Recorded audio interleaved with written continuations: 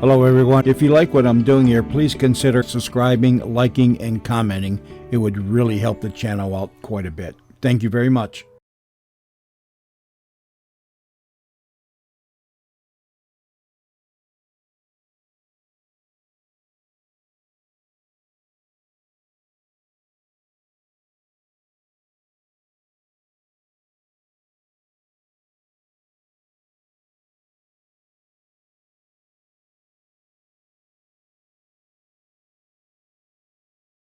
Buck Rogers in the 25th century.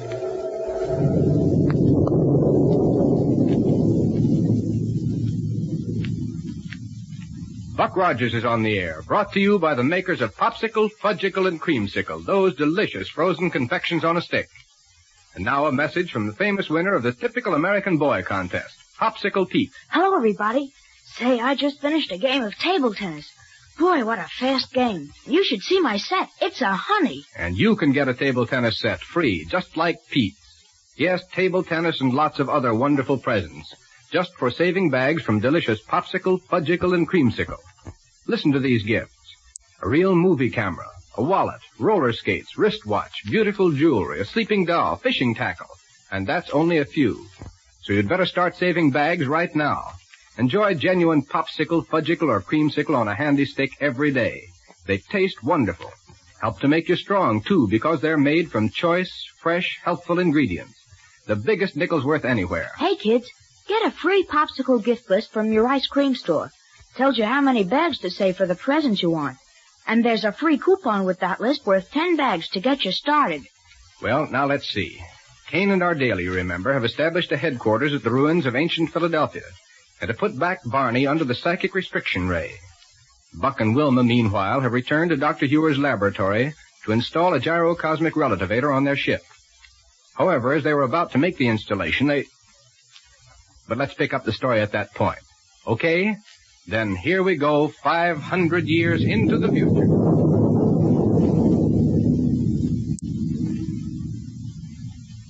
Will you open the door, please, Wilma, so I can carry this relativator out to the ship? Surely, Buck. Suppose I go with you to make sure you install it properly. I wish you would, Doctor. There you are, Buck. Thanks. Oh, look. What? Yes. And it's coming right down here. What's so fast? Who's at the controls? Whoever it is, he's going to crack out. Then look out. Get back, Wilma. Here he comes. Look out! Look. A rocket roadster. And look who was in it. Willie. Good heavens. Oh, what was he doing trying to fly this rocket roadster? Here, help me get him free of this wreck. By all means. Willie, listen to me, Willie. Here, I'll carry him into your laboratory, Doctor. Yes, Buck. I'll clear off a table to lay him on. Buck, is he still alive? Sure he's alive, but that was a nasty crack-up. Here now, Buck. You can lay him right down here on this table. Right, sir. Ah, there he is. Quick, Wilma. Plug in the healing ray while Buck and I pull it over here. Yes, sir. Buck, you hold the projection lens steady while I move it. Go ahead, Doctor. It's all plugged in, Doctor. Yeah, and it's in position over our little patient. Dear, I hope he isn't badly hurt. Poor little fellow. Turn it on, Buck. Yes, sir. But now, Doctor. Yes? What can this healing ray do for him? He's unconscious. You seem to forget that an incidental function of this ray is stimulation of certain nerve centers that... Buck. Oh, yes? Go out and look at that roadster and see what its identification number is. Its identification number? What'll that tell us, Right, Doctor? Go quickly. Oh, but I don't see... Oh, sure. Yes, sir. Would it help to splash a little water on his face, Doctor? Well, it might, Wilma. Suppose you get some. Yes, sir. Willie. Wake up, Willie. Here now. Just a little bit on his forehead. Yeah, that's it. Poor little fellow. What I can't understand is why he was trying to pilot that rocket roadster. Sure, he never handled one alone before. Dr. Hewer. Yes, Buck? The plane Willie busted up out there is the same one Ardela was seen in, flying away from this laboratory. Ah. You know, right after she and Kane escaped from the prison here in Niagara. What? I was afraid of that. So without question, Black Barney's in their hands. And if that doesn't complicate the job of finding him, I don't know what I'm talking about. How's Willie coming along, Doctor? Healing ray doing him any good? I don't know, Buck. He hasn't shown any sign of responding to its effect as yet. He's got to, Doctor. Oh, dear, I don't know what I'd do if anything would have happened to him. Wouldn't it be better if we were to take him right over to the medical center? I'm afraid to move him until we're sure the healing ray is enough. And the important thing in a case like this is immediate treatment. Moving him would only mean a dangerous delay. Poor little fellow. Surely Barney wouldn't have let him hop off alone like that. Oh, never, Buck. I'm sure of it. No matter what happened, Barney would never do anything that might place Willie in danger. Yeah, you're right. Barney has devoted his whole life to caring for this boy. They've been through some tough times together since Barney first picked him up. And always Barney's done everything possible to keep Willie from harm. They're such a strange combination, Doctor. Yeah. How'd they ever happen to pair up together? Well, it was right after the Mongol invasion of all our principal American cities, Buck. Yeah? Barney was an air pirate at the time, going around bombing and ransacking municipal storehouses. I see. And in the course of his travels, he stopped at what was left of Denver.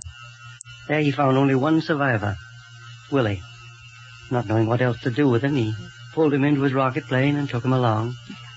And they've been together ever since. Doctor, we've got to do something more for Willie. Wait, Wilma. Mr. Barney. Willie. Mr. Barney. Poor kid. Hey, Willie, easy, Willie. Mr. Barney isn't here, but we'll take care of you. Now just lie still. Lie still and rest. But I want... Yes, dear. I want Mr. Barney. You just lie still as Dr. Hewer told you to. We'll get Mr. Barney for you as soon as we can. You bet we will. Where are you going, Buck? To install a Gyro cosmic relativator on our ship for immediate use. Oh. But I want Mr... Oh, Lieutenant Wilmer. That's right, Willie. You just lie still a minute until you feel better. And Dr. Hewer. Hello, Willie. Well, how do you feel now? Pretty good, but where did Mr. Barney go? Don't you know? Me? Yes, Willie. Where did you leave Mr. Barney? Oh, well, Kane. Yes. Killer Kane and Ardela took him. Yes? In a rocket plane. They took him away. Yes? Yes, Willie? Wait, Wilma. And Willie, you lie still for another minute and just look up at the healing ray. Yes, sir. Real quietly now.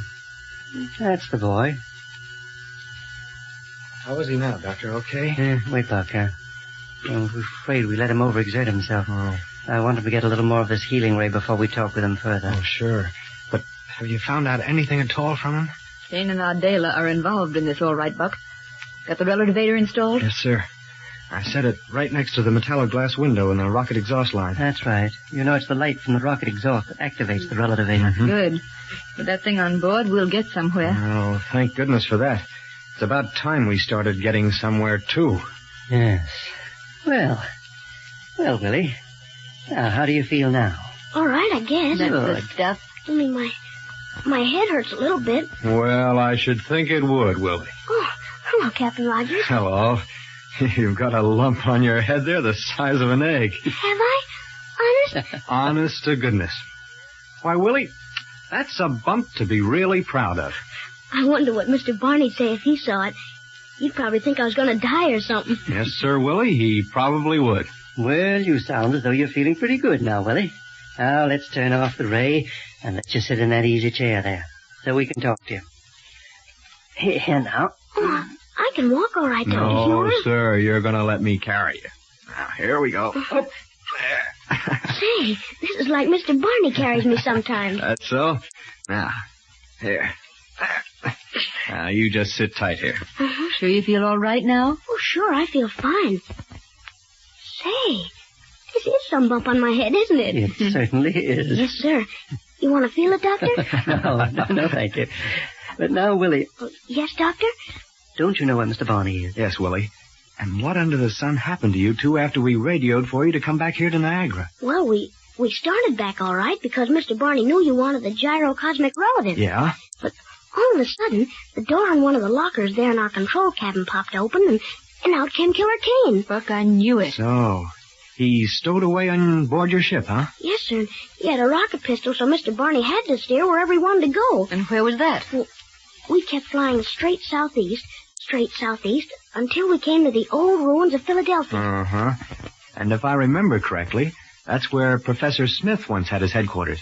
Professor Smith, the mad scientist. Yes, sir, Captain Rogers, before he set up headquarters on the moon. And, did you land there? At the ruins of ancient Philadelphia? Well, we landed near there, Captain.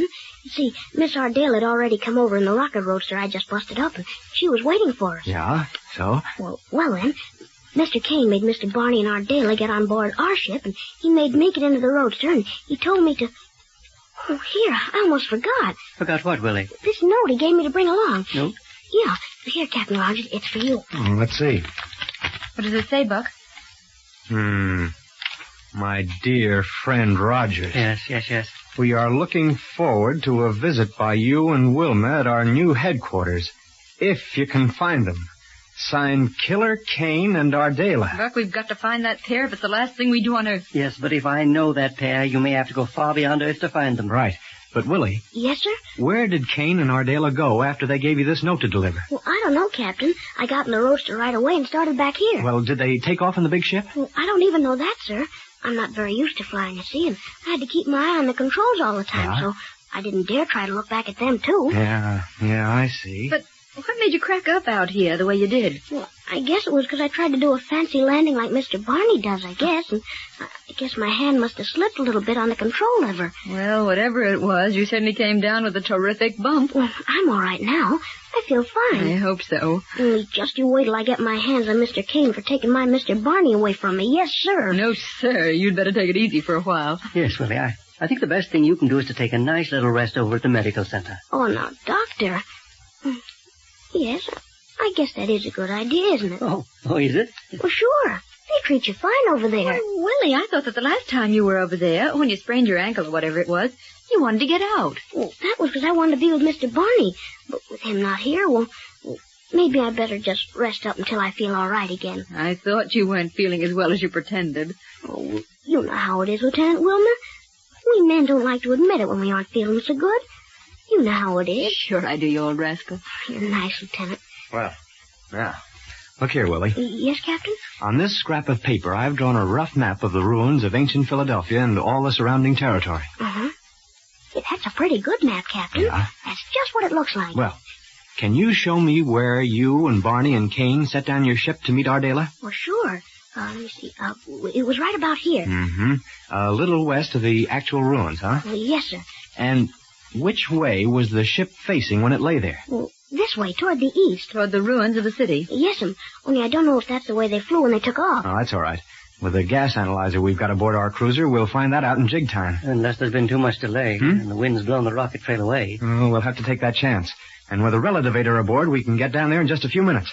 Come on, Wilma. Let's get underway. Right. You coming too, Doctor? No, I must try to dig up more impenetrites for making more gyro cosmic relativators.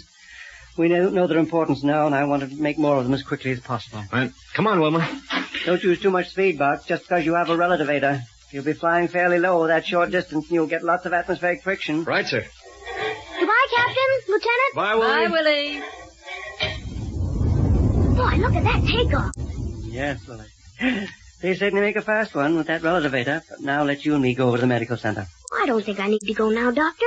I feel much better. Do you? Yes, sir. Now that I know Captain Rogers and Lieutenant Wilmer are going to bring my Mr. Barney back to me. Of course they are. Well, I hope Willie and Dr. Hugh are right. But if I know Kane and Ardela, Buck and Wilma won't have any easy job of it. Gee, I never got so many letters in my whole life as I got now in one day. You should see all the kids that write me and say, thanks, Pete, for the camera, or thanks for the sleeping doll, or the wristwatch, or fishing tackle, or whatever other presents they got for popsicle bags. Gosh, they're wonderful presents. You can even get a movie camera. And all you do is save bags from Popsicle, Fudgicle, and Creamsicle. It's a great way to get free presents, isn't it? Just save up bags from the swellest tasting confections you can eat. Try a great big juicy popsicle today, made from fresh fruit flavor. That's why they taste so extra delicious. And do they last? A double portion popsicle on a handy stick costs only 5 cents. The biggest 5 cents worth anywhere and the purest.